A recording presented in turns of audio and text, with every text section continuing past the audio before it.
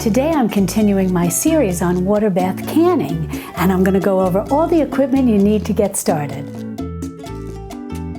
Hi sweet friends, I'm Mary and welcome to Mary's Nest. I'm a former New York City girl, but now I live the simple life with my sweet husband here in the Texas Hill Country. And this channel is all about cooking from scratch, living naturally, and creating a cozy home with charming thrift store finds. So if you're like me and you want to live the simple life no matter where you live, subscribe to my channel and be sure to click on the little notification bell below. That'll let you know every time I upload a new video. Now, in the first video in this series of water bath canning basics that I'm doing, I went over some books that I thought would be helpful for beginners, as well as those of us who are more experienced with water bath canning. But today, I want to go over equipment. Now, the first thing that you're going to need when it comes to water bath canning is some sort of canner. Now, I have this electric canner, and I love it. My husband gave this to me as a gift last year, and it's terrific because it really frees up space on my stove. And another reason I really like it is because I have a glass top stove, and I want to talk to those of you who do have a glass top stove. I prefer not to try to put one of those traditional water bath canners on my stove that you see that often might be sold in the canning section at your grocery store or some of the big box stores. And it's usually like the speckled enamel. They're very common. The reason I don't like to put that on my glass top stove is if you look at the bottom of that canner, and I'll put some pictures in to show you what I'm talking about, it's concave. And on a flat glass top stove, it can create a little bit of a suction, and that can sometimes cause problems for your stove, possibly even cracking it. And the manufacturer of my stove recommends not using that type of water bath canner on my particular glass top stove. So if you do have a glass top stove, you want to check with your manufacturer and see what they recommend that you should do. But there are water bath canners that are made, and they're usually stainless steel, and they have a flat bottom, and those you can put on a glass top stove. So, and I'll link below to one that I like that's very nice and that you can use on a glass top stove. Now, I know that there are some of you who have told me that you do use the traditional speckled enamel type water bath canners on your glass top stoves, but again, to those of you who have not tried that yet, be sure to check with the stove manufacturer before you do it. And I recommend that you use one of the stainless steel ones that have the flat bottom. I just think it's safer. And then you can always just use a big stock pot like this. This is what I've used and it worked great. Now, most canners that you buy that are made for water bath canning will come with a rack that'll go on the bottom of your canner. That is what you put your jars on top of. Now, something like this doesn't necessarily come with a rack because it's just a stock pot, but you can do a couple of different things. Number one, if you have a round cooling rack that you cool your cakes on, that will work. And if you don't have something like that, you can take the rings that you're going to use for your jars and you can hook them together with a little twist tie or something like that, and then you can make a rack. And if you want to see me do that, I have a video where I'm making a 3 citrus marmalade, and then I'm water bath canning it, and I show you how to make a rack using these rings. So I'll link to that so you can check that out. But so far, this electric water bath canner has been my favorite. It's nice, it has a glass top, and it comes with the rack. This is what I'm talking about. And if you use one of the speckled enamel water bath canners that you can use on a gas top stove or an electric stove that has the electric burners, you'll see this and it will come with your canner. So that's the rack that you're going to put your jars on. Now, the next thing you're going to need are an assortment of jars, and different jars serve different purposes. For example, these quilted ones are lovely for putting jams and jellies in, and they're about the right size, and they do come in different sizes too, a little smaller than this as well. And then something like this, a wide mouth quart size, is very good for doing tomatoes or tomato sauce. So different jars fill different purposes, and the more you can and the more you become comfortable with canning, you're going to find the more jars you're going to wind up collecting and having. But as we go through each recipe when we do start canning, I'll show you what jars that I like to use for what particular recipes and so on and so forth. And over time, like I said, you'll get a collection of them. The next thing you're going to need will be lids, and these are usually sold in a little box, and you can only use these once. Once they've been used, they have to be discarded. And so the nice thing to do is, as you start canning, every time you're at the grocery store, they're not particularly expensive, but it's good, or even online if you buy them, but it's nice to just pick up a pack, and that way you always have a good supply on hand. You know, go grocery shopping, pick up a little pack of canning lids, and the next time you go shopping, pick up another pack of canning lids, and that way you always have a good supply. And then the other thing is you're going to need rings. And as you saw with the lids, they come in 2 different sizes, regular size and wide mouth. And it's the same with the rings, regular size and wide mouth. And these also are sold in sets, and these can be reused, so that's nice. And when you first start buying your canning jars, they're going to come with a lid and a ring to get you started. So that's nice. And then when you go to buy, say you do need more rings, although you can, like I said, you can reuse them, so you don't need to worry about really loading up on too many. You'll find that some stores will sell the lids and the rings together in a set in a box. But over time you're going to find you have plenty of rings, and it's just going to be the lids that are also sold separately that you'll be wanting to stock up on. And while we're talking about lids, this is a handy little gadget that you can put your lids in like this when you need to dump them down into hot water to sterilize them. Now, you don't boil these because you don't want to destroy this little rubber seal here. And I talk more about that in my 3 citrus marmalade video, where I make the marmalade and then go through all the steps, start to finish, to water bath can it. And you can certainly watch that as a head start as we go into this canning series. But you do want to at least, have them all washed in warm soapy water, and then I like to just keep them warm. And this is a nice way to be able to lift them out easily. But this is kind of a little luxury. You don't need it. You can just have them floating around in a little saucepan, and then you're going to use this tool, and I'll explain this next. Now, this tool has a little magnet on the end, and I have a couple of these.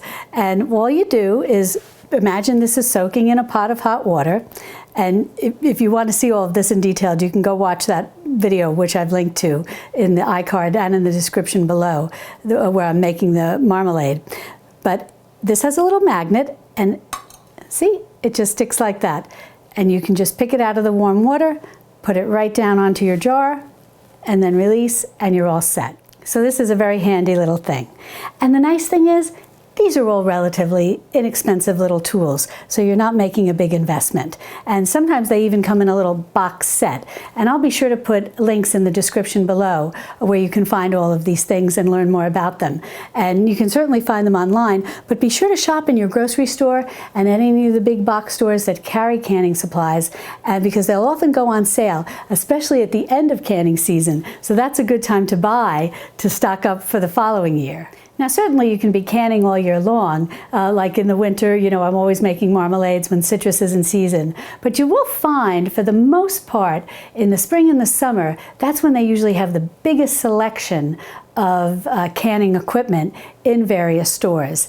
And often at the end of the summer, when people have finished doing all their berry jams and their tomatoes and so on and so forth, at the end of the summer season is when you'll tend to find things on sale. The next tools I want to show you are debubblers. And basically what you do with these is when you can, you just need to go around in the jar, and I'll show you all of this once we do actually can something. You just want to make sure there are no bubbles in it. And this is a very handy little debubbler because it also has little gradations here with little faint markings that you can see. I would need my bifocals on to read these, but it has, a 1/4 head space, 1/2 head space, 3/4 and 1 inch. And what's nice is you can just measure like this, and especially, in the beginning when you're getting, you want to make sure that you have it 100% correct. And really, no matter who's canning, no matter how experienced you are, you really do need to measure headspace, because headspace is very important. And this will help you to say, okay, I've got a 1/4 inch, a 1/2 inch, 3/4, whatever the case may be, and I've filled it correctly. And this one works the same way, although I have to admit this is my favorite. I really like this one. This one has a little ruler, which is nice, and it's got this little silicone spatula, and you can go around and debubble. But I really like this one. This one I prefer. I wanted to show you both, but this is my favorite. The next thing you're going to need are funnels to make it easy to fill your jars. Now, I wanted to show you both because I know some people don't like plastic. This is just a nice stainless steel funnel. You can put it over like this and you can fill it, and it works fine. And speaking of funnels and filling your jars, you're going to need some type of ladle. And again, this is a stainless steel ladle for those of you who like to really just stick with stainless steel. So you would put this over your jar and then imagine you have your thing and you're filling. This is a nice little ladle, makes it very easy to work with, and you're all set. However, that said, I do like these, but I do have a soft spot for this. I know it's plastic, but what is so nice about this is that it has all of the markings for headspace. So you put it over your jar like this, and then you can see, and I'm going to take a picture, and I'll put it over the video so that you can see exactly what I'm talking about. It has a quarter headspace, half inch headspace, 1 inch headspace. So when you're ladling everything into your jar, you know exactly where to stop. I love this. This is a wonderful little invention. So if you don't mind working with plastic, I highly recommend this. It's good for both beginners and experienced canners. I just love it. And then this is a plastic ladle. So in conjunction with this funnel, you can use this ladle. And I really like this ladle because it's got little pouring sides on each side. And again, if you don't mind working with plastic, this is a wonderful, wonderful ladle. And you can scoop your mixture out, pour it in like that, or if you're left-handed or right-handed, it's very easy to work with. And what's a nice feature about it, it's got a little hook here. So when you're, say, working, debubbling a jar, putting the lid on it, and you've got your pot with your preserves or jam or whatever, your tomatoes, you can hook this right on the side of your pot. And that way you don't worry about it falling in and making a big mess. It's really a nice feature, and it's a lovely ladle, and it works terrific. So I highly recommend this one too if you don't mind working with plastic. And the next thing you're going to need is some sort of jar lifter, because what you're going to do is just imagine this is coming out of your canner, and you've got the ring on, and you've got to lift it out. You're going to want to take it out of the hot water with this type of jar lifter, and you're going to be keeping it very straight, and then you're going to put it down out. You're going to lift it out of the canner, keep it very straight, and put it down on a padded surface to rest. And that's why you need one of these that are a big help. Now this one I've had for a long time, and as you see, you have to control it, with your hand, opening and closing it. But some of the newer jar lifters are fantastic. They have a spring, and they're so easy to work with. And you just go down like that, you grip it. Oh, it's so much more secure feeling than the old-fashioned jar lifters. So in your travels, I always see these at my grocery store in the canning section. Look for the spring-loaded jar lifter because you will really love working with it. Now, when you take your jars out of your canner, you need to put them on some sort of padded surface. It's best not to put them right down onto your counter. So you want to lay down a dish towel or something like that. And so this is a little bit of a luxury, but you may see these dish drain type things. And this one I love because it has canning food on it. These are a little more padded than the traditional dish towel. And you may be seeing those at your local grocery store or the big box stores. They all have them. They've become very popular now. And people use them to dry their dishes, put their dishes down on to dry as a dish drain. But these make wonderful mats for putting your jars on for canning. So if you see a few of these, and they're very inexpensive, be sure to pick them up. I think you'll like having something like this to put your canning jars on when you take them out of your canner, as opposed to just a dish towel. That little bit of cushion gives you a little feeling of security. Coming up in my next video, we're going to talk about the different ingredients that you use when you're canning. Things like pectin, citric acid, pickling salts, so on and so forth. And we'll cover the whole gamut. If you'd like to learn more about water bath canning, be sure to subscribe to my channel and then click on this video over here where I show you how to make a 3-citrus marmalade and water bath can it from start to finish. And I'll see you over there in my Texas Hill Country kitchen. Love and God bless.